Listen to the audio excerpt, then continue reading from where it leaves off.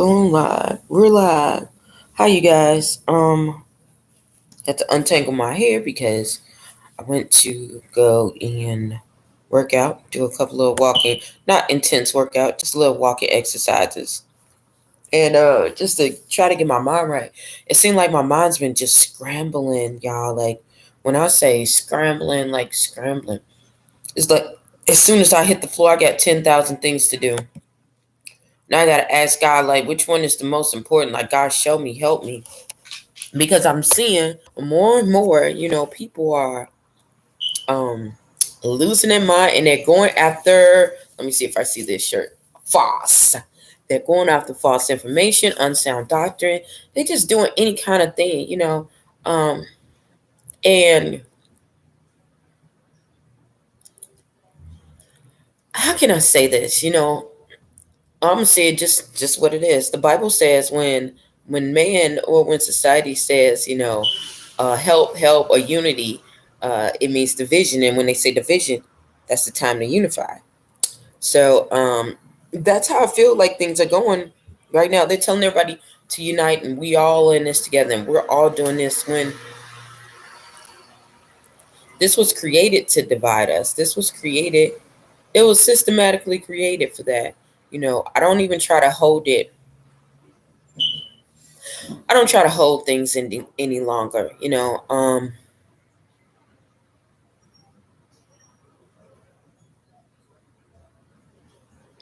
Yeah, when God shows you some things, it's nothing you can deny. When God says something is going to happen or this is going to happen to you, rest assured, it's going to happen. It's going to happen. But if you submit to His will and you agree, to God, true God, then everything is going to be right at the end. He never said things were going to be so easy where it's going to be easy peasy and we're going to be going through. He never said that, but He did say He would never leave us. He would never forsake us. You know, um, so yeah, I've been really having a hard time. I just been asking God to really help me. Dealing with clients and people who have mental illness this whole time, seeing how our society is really changing and um, it's abruptly changing. People are not really seeing what's really going on. Like they see, it looks like it's slowly going, but actually it's speeding up. It's really speeded up. And if you don't believe me, I want you guys to look at the UK. Don't with what's going on with here. People that are in that location or close by it, they were facing a lot of hardships before us. So the waves and the things that we had come after them. So if you want to look, and as far as the direction is to where we're going, you have to look on to the other side. So, uh, and I think that's what God really. I told you He had me to really separate from a lot of things, people, places, things, um, television networks. I used to wanted to be in the media. I wanted to do all that. Um, I told you guys about my whole thing with NPR and how God just removed me from it. It doesn't mean that I don't like hearing people's stories and telling their stories and putting it on the screen. Right then and at that time, it was not for me. Um, as I look back over ooh, I don't want to start singing, but as I look back over my life, I see how every single thing was intertwined. Every single thing was intertwined with who and what I am called to be. I really didn't think when I saw the end, I knew that and when I say the end, I mean the trajectory of my life because God will show you things. God is the creator of all. He knows your ending before you begin and before He even creates you. He had a plan. You were intentional. So when you are connected to God, God will show you some things.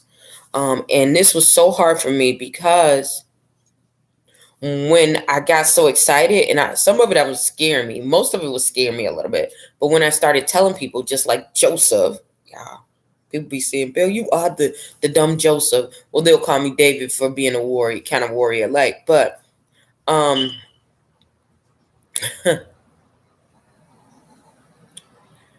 when I started telling people, some of my dreams and some of the things that would happen, people were like laughing, going on. I was like, I don't know how is this happening.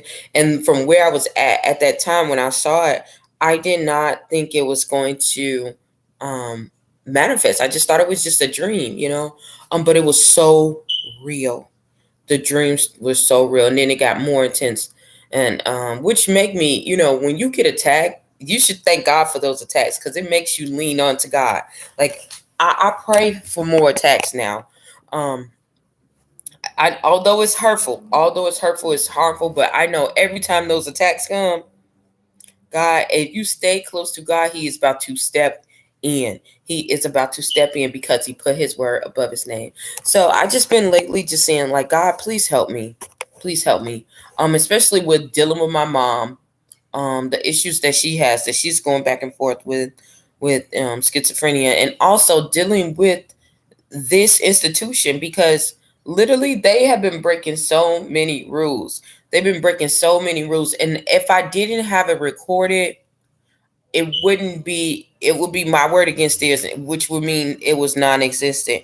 If you come from a background like me, you look like me, you talk like me, people don't believe you, even if you have an education or not. It's a whole nother look. They're looking at upside your head, like. And it doesn't bother them. See, this is what gets me with people. It doesn't bother them until it comes to their front door, until it comes to their front step. Then they want to go and jump, and they want you to jump on a bandwagon. You wasn't jumping on a bandwagon when they was attacking me, when they was dogging me. Like, no. Or they see something good out of it. Oh, we can benefit from this. Then they're going to try to jump on the bandwagon, we support you. You didn't support me then. You didn't. But, yeah, now the whole world can really see what's going on, but it still doesn't take away from the fact that it's very tough. It's very frustrating. It brings a lot of anguish to me. It hurt because it's like, you see your mother trying, you see her going, and still they're trying to say, oh yeah, that's not good enough. She's working really, really hard. She's been doing her part, and now they're trying to say, oh no, that's not good enough. And to understand, like, what if I never checked in on my mother? Like, she would have been there forever. And it was just crazy how they even had her all the way over there versus where she usually goes to, where the people know her, all that. Where everybody, Shanae, and you're always glad you came. Okay, stop watching Cheers. Anywho, I don't know why my ears itching. Anywho, I'm gonna go ahead, call my mom. Hopefully, I can talk to her a little bit more. She's a little bit okay, and yeah, so I'm gonna go ahead and do that. I'm gonna keep recording these calls because, as you can see, the more questions that you ask, they get very hostile. And some things, as soon as I think that I can just record without it, that's when the action starts to happen. So from now on, I know that I have to have my device on me at all times. So, yeah. Thank you for calling Richmond Hospital. Please listen carefully to the following options. To speak the name or enter your party's extension, please wait while I transfer your call.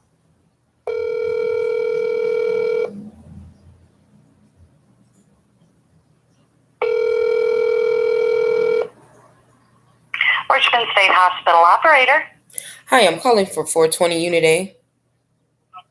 420A. One moment, please. Thank you. You're welcome.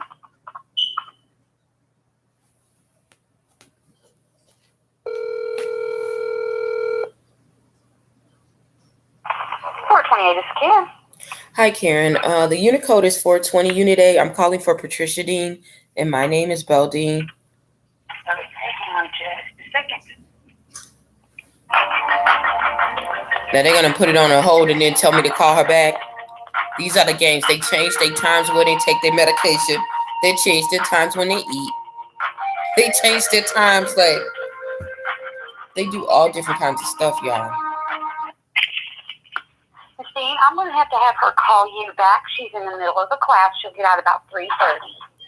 Okay, so I thought her last class was at 2 and she got out at 2:30.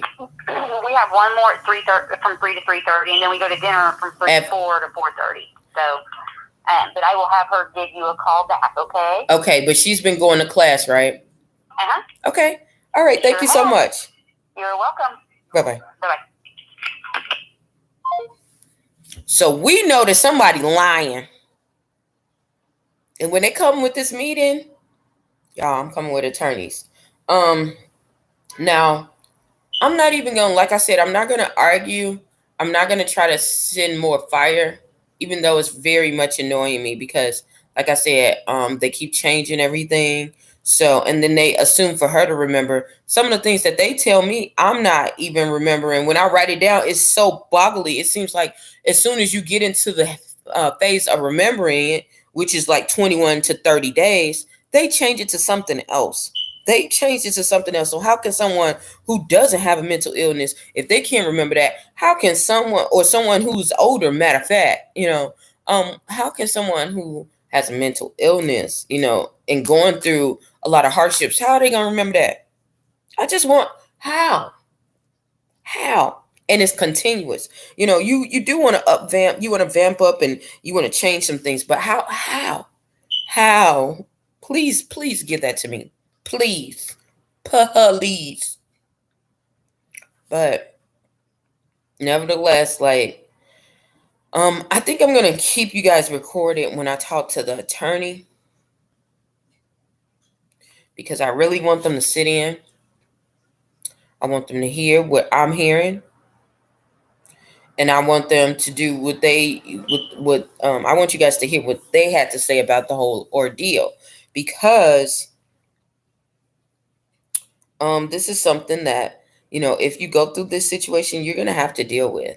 If you don't already have things in place saying, okay, if I'm incapacitated and I can't do this, then this person is in charge of this. This person is in charge of that. That's one of the biggest things, because, and then, if they're, say for instance, they can't take care of themselves and they have, and they try to deem them that as if they can't function on their own anymore, then it's like a whole battle. It's like the system seriously acts like they say that they don't want them and they want to put them back out. But that's not true.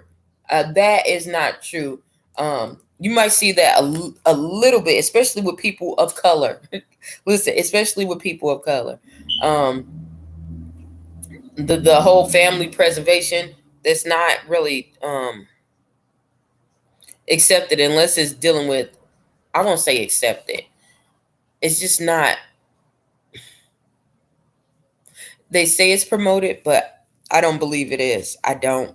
And that's not just from my personal experience of, going through it myself, but seeing things. Now, if you had like a child, say for instance, I was under 18, they would, that preservation kind of thing, yes. But as far as when they get older and things like that, no. So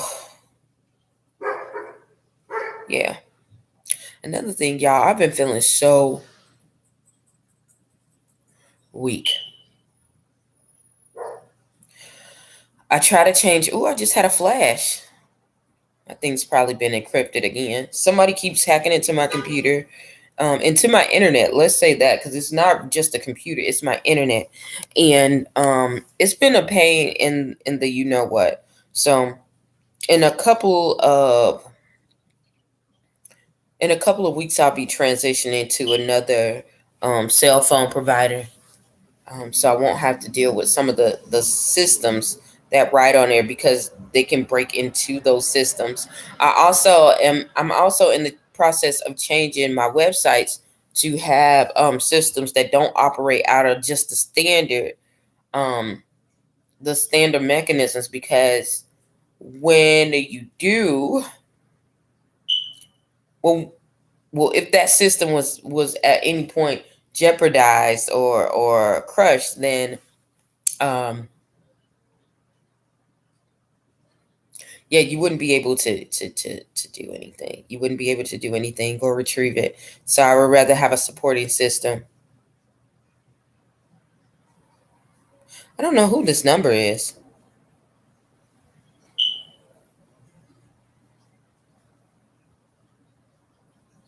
Hello, this is Amanda calling with Allstate Insurance Company on record. I don't even know. Allstate, we don't have nothing. We have nothing to talk about.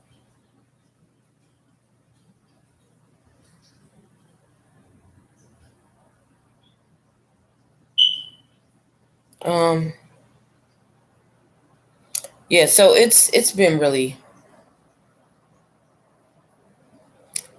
hectic. Like I said, it's been so much going on, and people are like, "Oh, Oxy Daisy," thinking that things are going to go back to normal. They're not going back to normal. I think that's what's really hitting me in my gut and in my stomach and in my heart and my mind. And I think that's the most part where I'm just saying, God, please, Lord, help me. Help me get through it. Help me make it. I just want to make it in. Not looking at all that other stuff because people are getting carried away. They're getting literally carried away over this crazy stuff. So, and when I say carried away, they're getting carried away.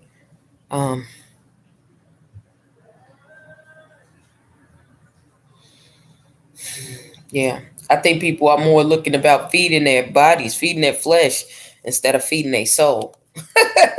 It's the soul thing that lives. It's the spirit man that's got to stand for judgment. It's the soul. It's the soul. It's the soul. You need to feel the soul. You know. But it doesn't seem that way. And it seemed like sooner, like the darker hour that we get, and I don't want people to think that I'm sounding depressed or anything, but it literally is. You can definitely tell that our world is getting darker because they're doing things that are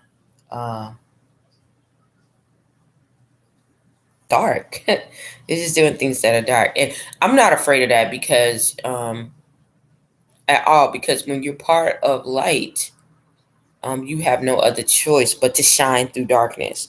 So I know that God is going to use me to do just that because I've asked that. And He said, "Ask and it shall be given." And I've committed my life to that purpose and that plan that He has designed for me. So I have no other choice but to do so because now it's not just my will, it's His will. I've submitted to Him, and what He says really goes. When you align with His will and you agree to the will, you accept the calling that He has, you're going to shine light in front of darkness. But when you see it, and this is what really shocks me, like you see it and people who are supposed to see it are not seeing it. That's what's really showing me, like, you can't judge a book by its cover. Works don't get you into heaven. Because some people, "Oh, I did all this good stuff where you don't even love your neighbor. You can't even be nice to your mom." God got to me with that.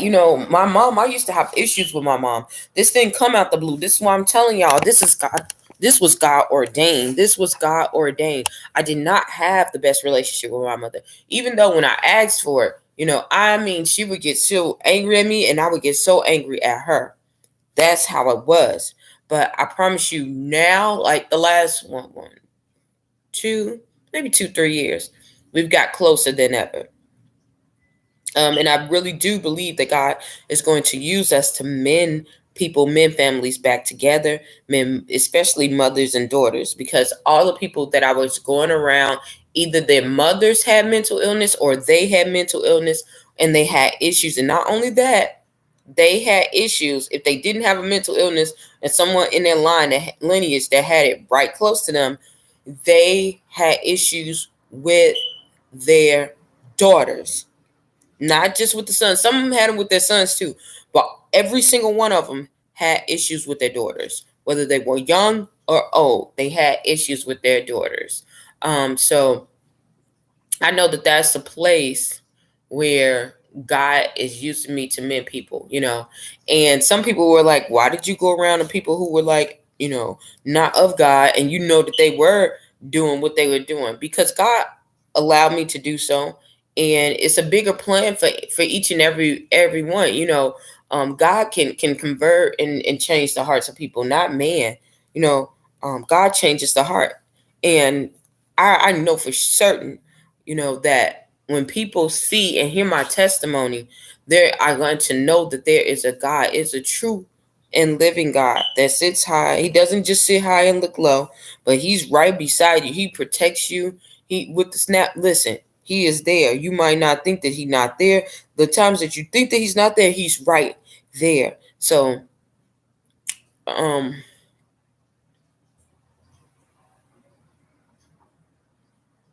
yeah.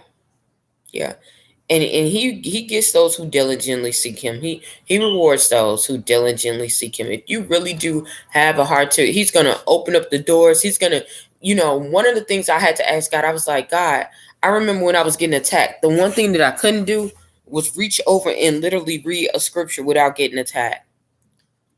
I ask God, like, God heal me, open my heart so I can read the scriptures and to read back daily, and not like I used to do just daily. Get in more intense, because you're not supposed to stay at the same level, that you were before. You're not growing. I want to grow. I want to grow in God. This body is getting older. People are trying to cater and do all that crazy. This body is getting older. I want to grow with God. That's what I always wanted to do, even since I was a little kid. So, I kind of can't do stuff that's just, unless it's just something for right immediate gratification, like really, really quick. I can't, it has to, even then it has to have a purpose. I'm not just gonna, no. So I've never been that kind of person. I have done some bardushery, just been kind of lollygagging or whatever, but it has to have some kind of purpose, some kind of fulfillment. And the older that I get, the more I understand that it's really about God. It is really about God. And everything else needs to fall. To tell y'all, I've been just up working 2-3 jobs, 2-3 jobs, trying to get those certificates, dealing with my mom's stuff, because that's a lot of hard work. Dealing with that, talking to her attorneys, talking to my attorneys, because yeah, people will come after you if you are trying to do something with your life. So, yeah. And I think that is about it. So I'm going to get off of here so I can go and finish what I'm supposed to do. I'm going to get off of here until it's time to talk to her again. Hopefully something I said or done will help you on your journey. Please stay tuned to Journey to Jerusalem.